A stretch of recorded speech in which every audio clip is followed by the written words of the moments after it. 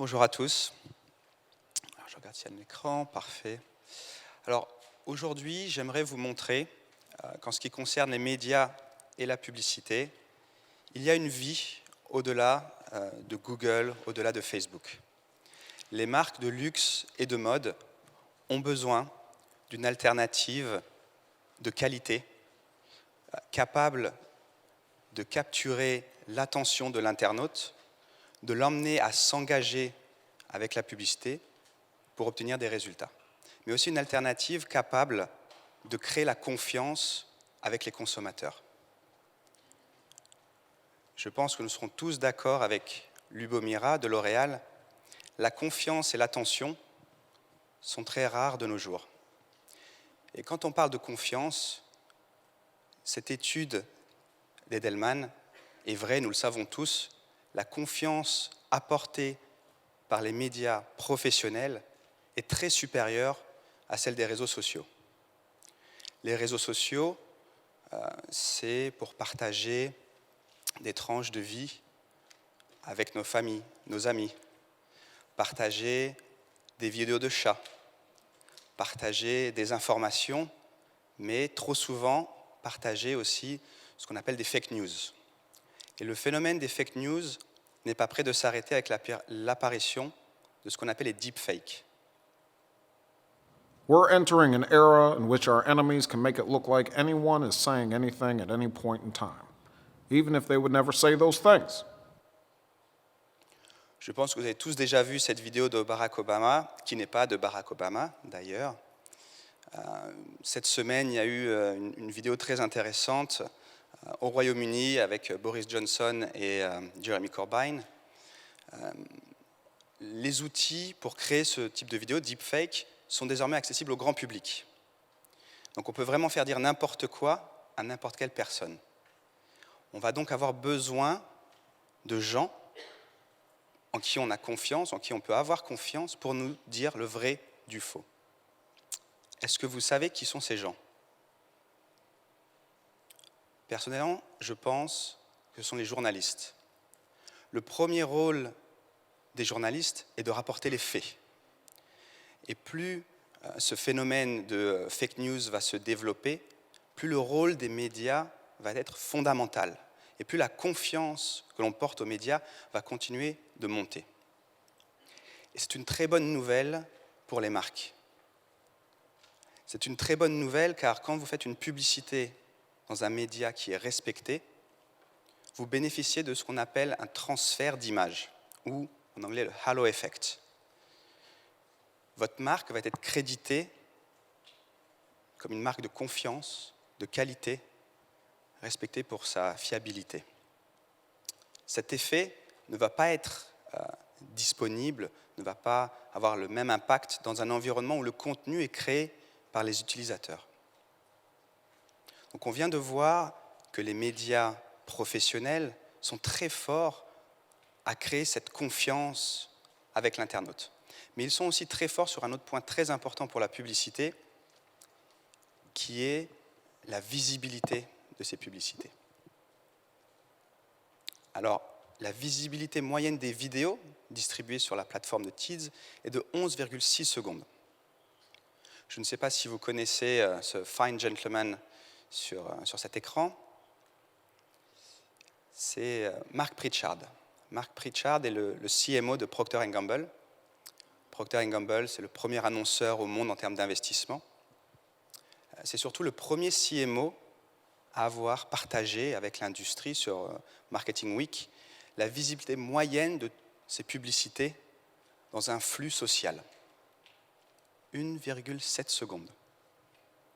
Alors vous pouvez me dire, bon, les publicités d'un P&G, Pampers, on est bien loin de l'industrie du luxe et de la mode, peut-être leur contenu est un peu moins intéressant. Et je vous invite en tant que marque à vérifier, à mesurer la visibilité de vos vidéos et vous allez le voir, cela va rarement sur les flux sociaux au-delà de 2 secondes. Pourquoi cette différence ? Alors quand on est sur les flux sociaux, on scrolle très très vite. Notre attention est vraiment dispersée. Quand on va lire un article sur Vogue, Vanity Fair ou Les Échos, on va prendre le temps, on va scroller moins vite. Et si la publicité est au cœur de l'article, on aura beaucoup de chances d'y être exposé.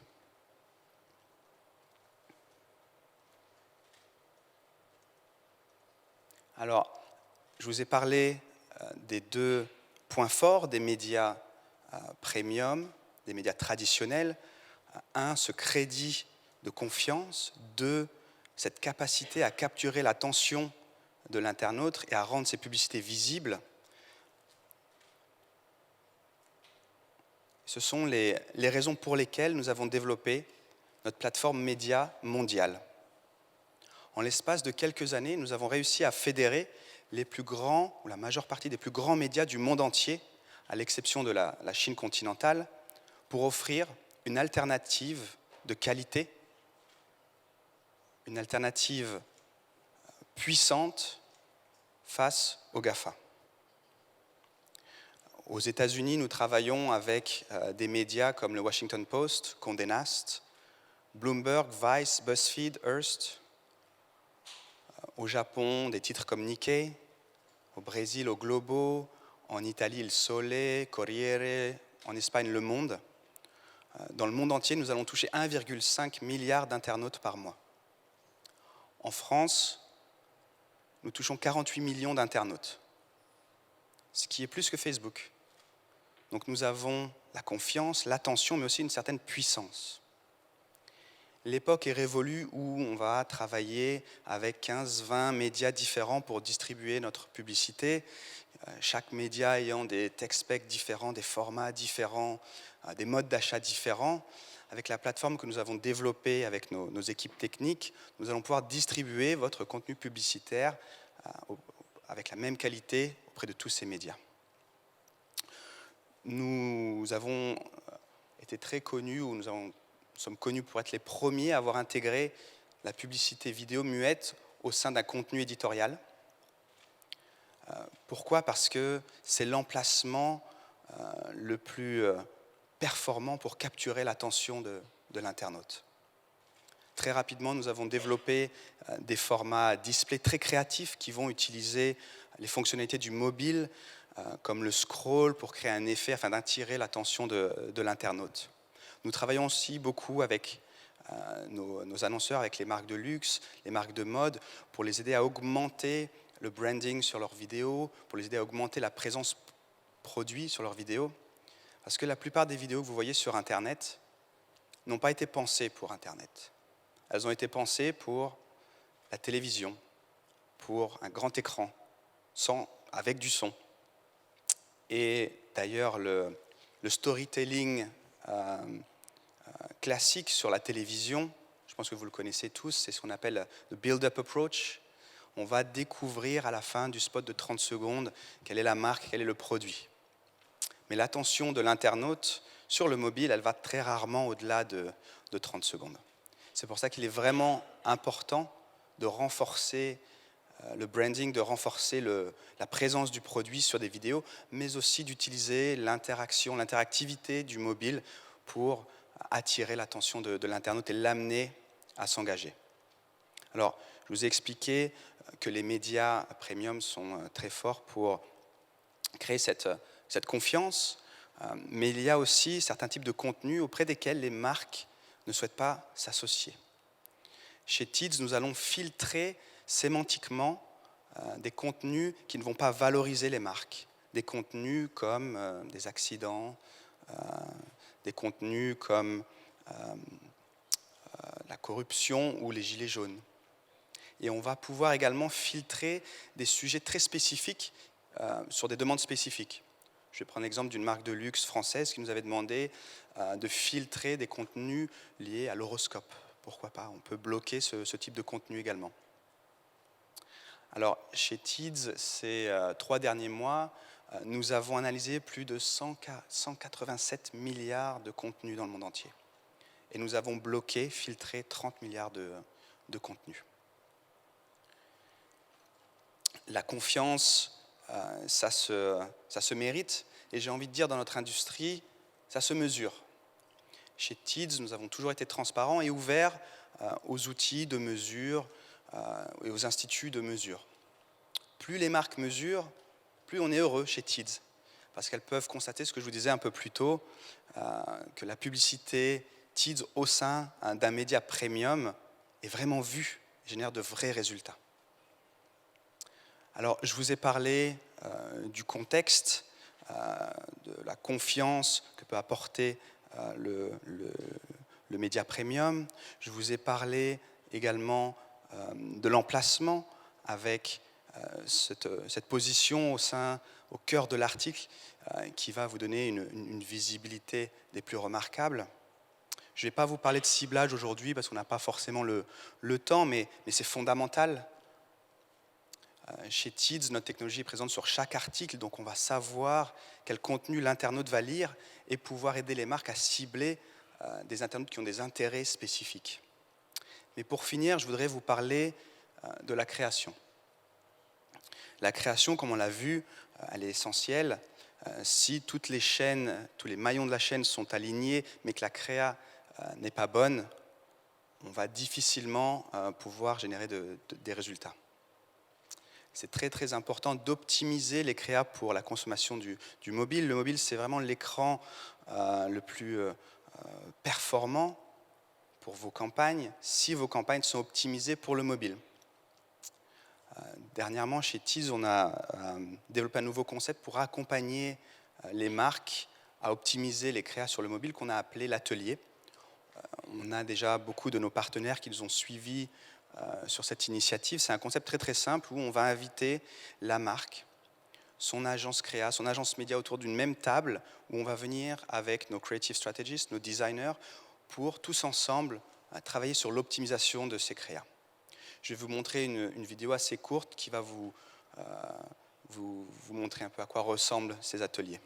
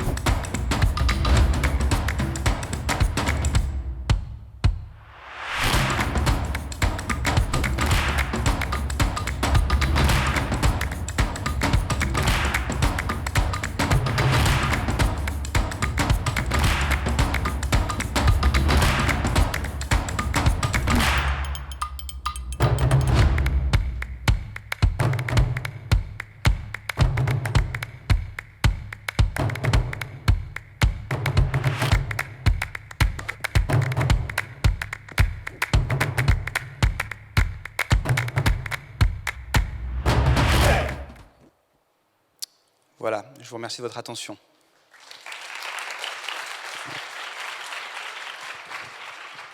Merci Rachid, c'était très clair. Je crois qu'on a appris pas mal de choses et on va continuer en accueillant Saurabh Godbee.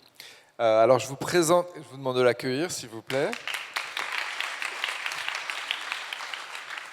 Donc Saurabh, en tant que Worldwide Digital Director chez Gucci, durant sa transformation historique sous l'égide d'Alessandro Michele, vous avez mené la transformation de la communication digitale de la maison.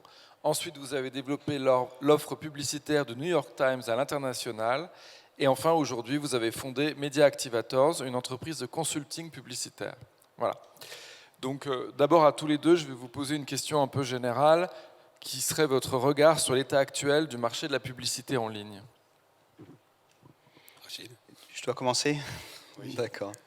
Je pense que c'est vraiment une période très intéressante où beaucoup de marques, vous avez vu ma présentation est peut-être un petit peu agressive envers les GAFA, mais c'est vraiment un retour qu'on a de beaucoup d'annonceurs qui vont chercher des alternatives aux GAFA. Ils vont chercher des alternatives parce qu'ils ont besoin de transparence. On a parlé un peu de mesures. Je pense que très peu de marques faisaient l'effort de mesurer l'impact de certaines campagnes. Elles le font de plus en plus et elles sont donc plus demanding. Alors je suis désolé, je vis à Londres depuis trop longtemps. Vous allez m'entendre parler un peu comme Jean-Claude Van Damme. Je suis désolé. Exigeante, merci. Donc elles sont de plus en plus exigeantes avec leurs partenaires. Et en tout cas, c'est ce qu'on voit avec nos partenaires ces 6 derniers mois. Sarah? Alors, je crois que autre chose que l'on voit, et Rachid l'a mentionné un peu plus tôt, c'est qu'il y a une multiplication de formats, une multiplication de sites. Aujourd'hui, il y a TikTok, il y a 5 ans, on n'en parlait pas. Donc, il y a automatiquement un besoin de contenu qui devient extraordinaire. C'est-à-dire les dépenses qu'une marque de luxe doit automatiquement faire au sein de l'entreprise pour pouvoir subvenir aux besoins entre toutes les plateformes dans tous ces pays-là, c'est un effort considérable. Donc déjà, cet élément-là prend la grande part des choses. Après, il y a la data. On parle énormément de data privacy. Ça aussi, ça joue un rôle de plus en plus important.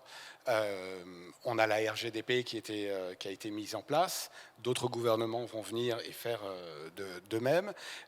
Comment jouer avec cela et utiliser le ciblage tout en étant correct envers le consommateur, envers la data privacy. Donc il y a beaucoup d'enjeux différents en ce moment et un grand challenge. Donc on va poursuivre parce qu'effectivement c'est des questions qu'il faut un petit peu creuser. Je pense en particulier au ciblage qui peut faire paniquer un peu les particuliers quand ils découvrent un peu tout cet univers. D'abord, je voudrais revenir sur le concept de publicité responsable. Qu'est-ce que ça veut dire pour vous ? Chez TID, c'est vraiment un sujet qui nous a tenu à cœur depuis le lancement de la société. On a une approche qu'on a appelée depuis plus de 3 ans le clean advertising. Et pour nous, le clean advertising, c'est la brand safety, on en a parlé un peu plus tôt, garantir un environnement transparent et safe pour nos marques. C'est combattre la fraude. C'est utiliser des technologies pour bloquer le trafic qui peut être frauduleux. Et dernièrement, c'est la visibilité des publicités. Beaucoup d'annonceurs achetaient des publicités qui ne sont pas ou peu visibles par les internautes. Donc c'est vraiment cette approche qu'on a mis en place depuis plus de 3 ans et toujours utiliser une technologie pour aider les médias et les marques à répondre à ces challenges. Je suis tout à fait d'accord avec Rachid, la visibilité, tout ce qui est ad fraude, la transparence. Mais si on part un peu plus loin, il y a des gens qui sont en train de travailler sur le futur de la RSE. Comment est-ce qu'on gère cela ?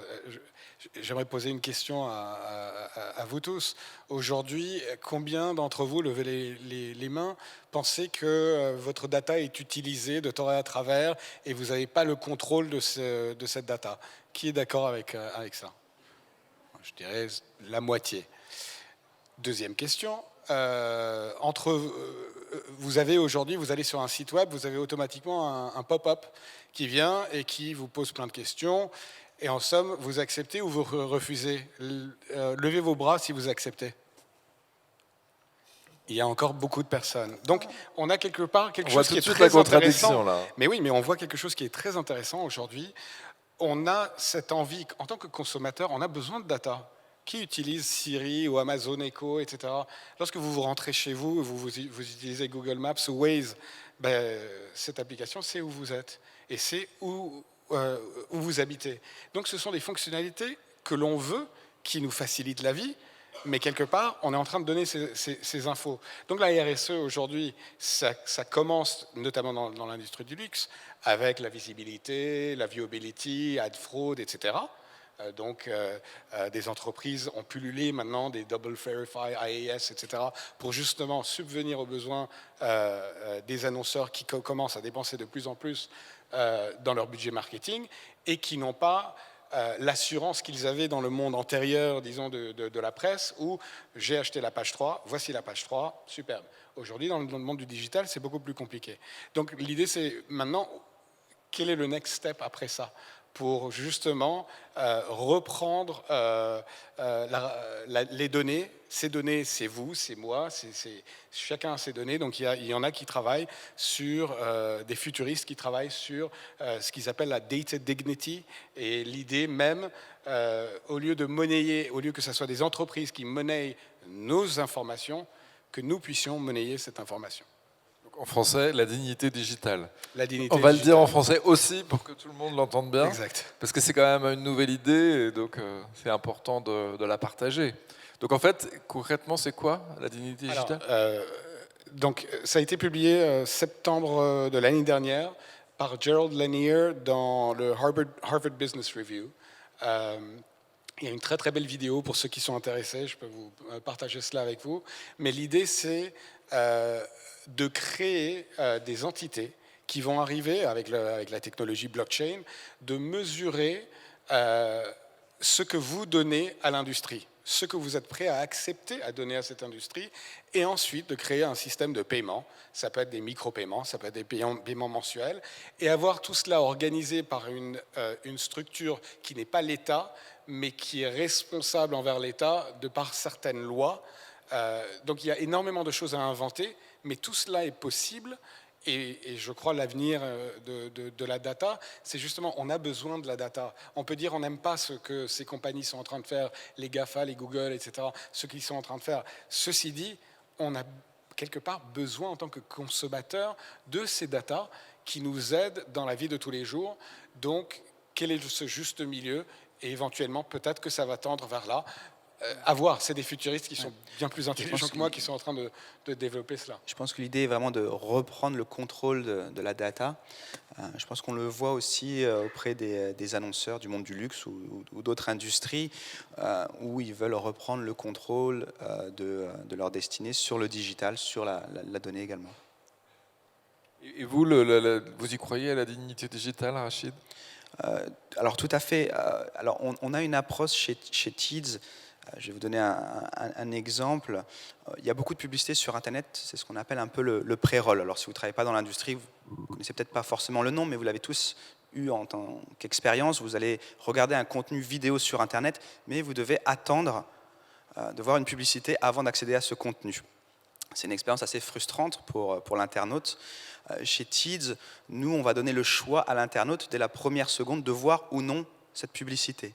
Donc on essaye d'avoir une approche assez responsable, de donner le choix à l'internaute. Et je pense que sur le digital, de toute manière, on ne peut pas forcer les internautes à aller dans une direction ou une autre. L'internaute a le contrôle de l'expérience et c'est quelque chose qu'on veut respecter chez TIDS. Donc une certaine dignité dans l'échange de valeurs. Vous avez accès à ce contenu, vous voulez voir la publicité, super, vous ne voulez pas la voir, super. Alors là, on est au Vogue Fashion Festival, donc on va un peu zoomer sur la problématique des marques de luxe. Qu'est-ce qu'elles vous disent en fait à vous? Qu'est-ce qu'elles cherchent comme environnement? Alors, il y a toujours un besoin d'être dans un environnement premium sur des titres bien sûr comme Vogue, Condé Nast, où il y a vraiment un contenu unique, une audience unique. Les marques vont aussi de plus en plus chercher la performance, être sûr que ces publicités sont visibles. Mais un des challenges qu'elles ont, tu commençais à en parler un peu plus tôt, il est autour de la créa. On voit de plus en plus cette convergence entre médias, créa et technologie. Et c'est vrai que c'est intéressant, TIDS, on est vraiment entre Vogue, médias, entre une marque de luxe, en apportant une technologie. Et je pense que le rôle de CMO, de Media Director, de Marketing Director au sein des marques de luxe a énormément changé ces 10 dernières années. Ils ont dû augmenter leurs skills, désolé. Leur talent. Leur talent. On va faire de la traduction simultanée. Merci. Pour vraiment pouvoir répondre à ces challenges, être à l'aise avec le côté créa, être à l'aise avec le côté technologie et bien sûr la connaissance du média. Je suis Rachid là-dedans. En effet, beaucoup de marques veulent un environnement qu'ils connaissent, qu'ils contrôlent. Donc, que ce soit chez Vogue ou en travaillant avec des partenaires comme TIDS. Il y a de l'autre côté de l'équation cette philosophie héroïste, l'idée d'avoir un ROI efficace. Le problème que j'ai vu souvent avec des clients dans le luxe, c'est cette dualité d'objectifs. Des objectifs de branding, de notoriété, mais en même temps une obligation de générer du trafic, générer le e-commerce. Donc, trouver la bonne solution qui touche les deux est souvent rare et difficile à trouver. Donc, il y a cet objectif-là qui est difficile donc, du côté client.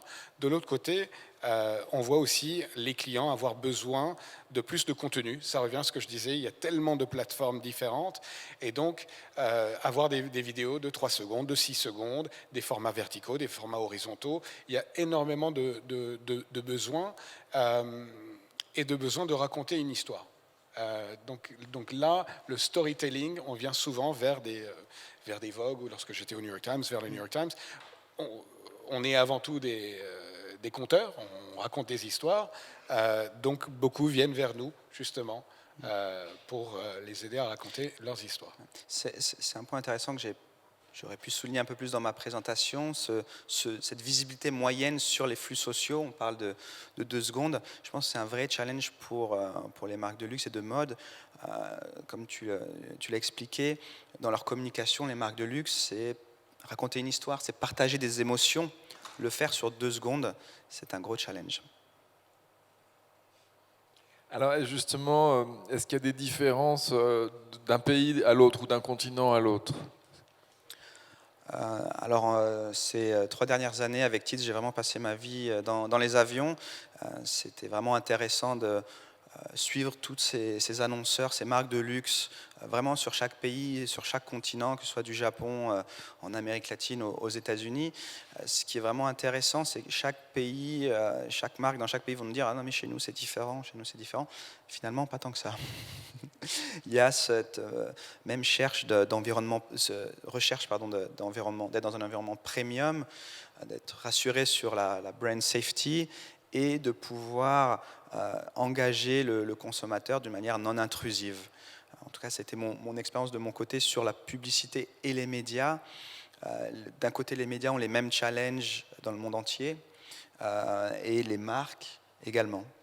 Peut-être dans leur communication, le ton de communication. J'ai une anecdote assez sympa d'ailleurs, du Japon, où un joaillier français qui est présent au Japon m'expliquait, on reçoit des créas qui sont magnifiques de notre HQ à Paris, qui sont des créas orientés aux millennials, parce que ce sont devenus les plus grands consommateurs de luxe, mais le Japon est un pays où les millennials sont une très petite partie de la population, c'est une population qui est en train de vieillir, donc ils me disent c'est super, mais bon, ce type de contenu est un peu moins pertinent sur mon marché. Donc je pense plus sur le côté contenu, il y a un effort à faire pour s'adapter aux spécificités démographiques, voire culturelles de certains pays, certaines cultures. Vous parlez du Japon, moi je pensais plutôt à la Chine, parce qu'ils n'ont pas les GAFA, les Chinois.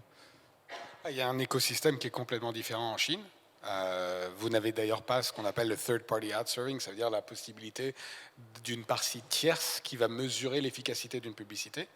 Il y a aussi des challenges qui sont différents. Aujourd'hui, la plupart des marques en Europe, aux États-Unis, sont très focalisées sur la viewability, le fait que la pub est vue et que les gens passent du temps. Sur la fraude, ce ne sont pas des problématiques que j'ai pu rencontrer au Moyen-Orient ou en Asie, par exemple.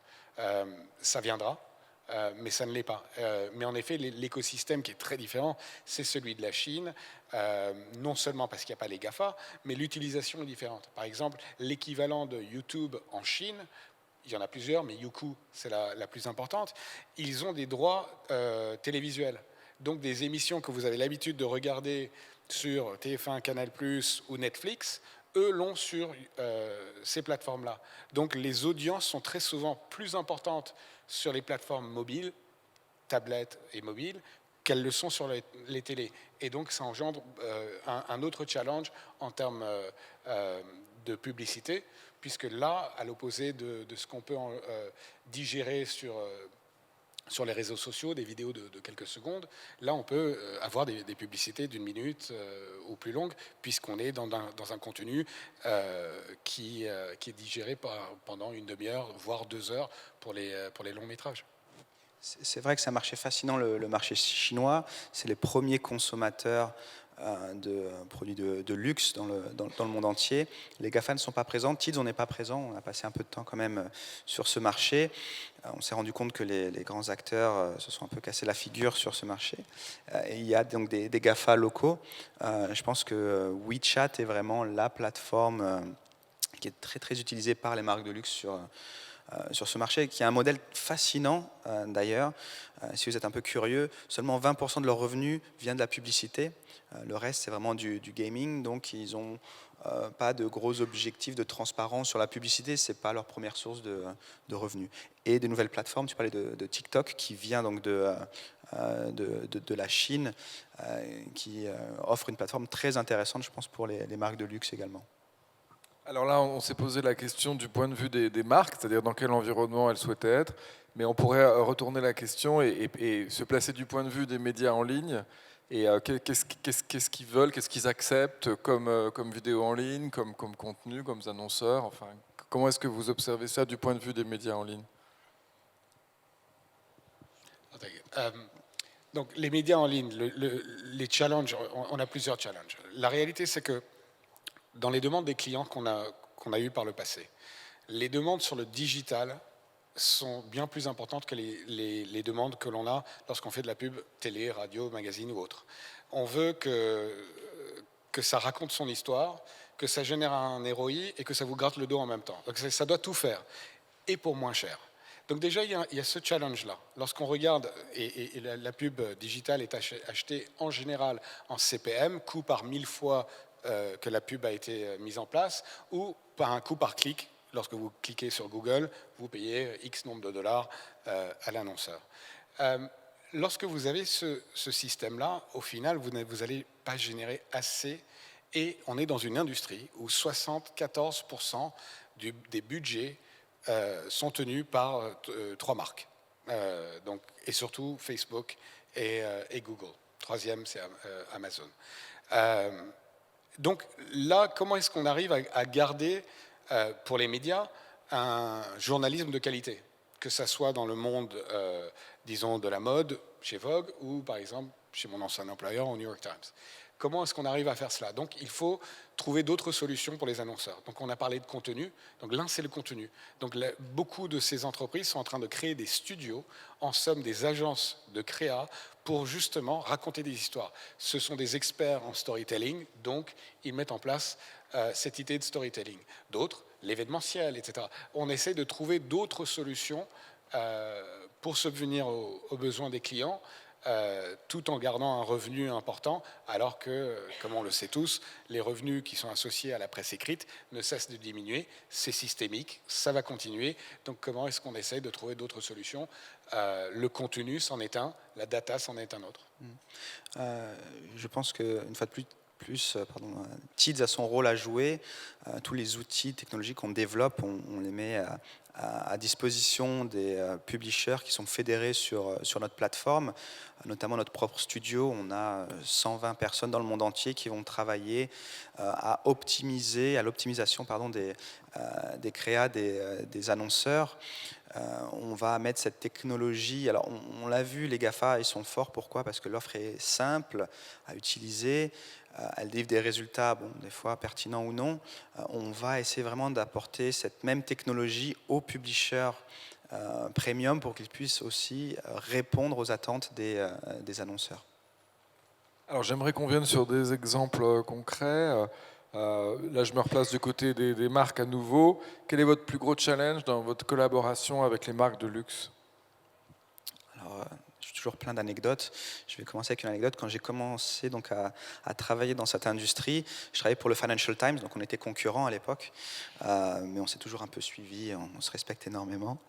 Je travaillais donc pour le Financial Times, qui est un magazine de luxe qui s'appelle How to Spend It. Et l'éditrice de How to Spend It m'a dit: Rachid, tu sais, cette industrie, moi je viens du digital, je suis très chiffre fait. Elle m'a dit: cette industrie est basée sur l'émotion.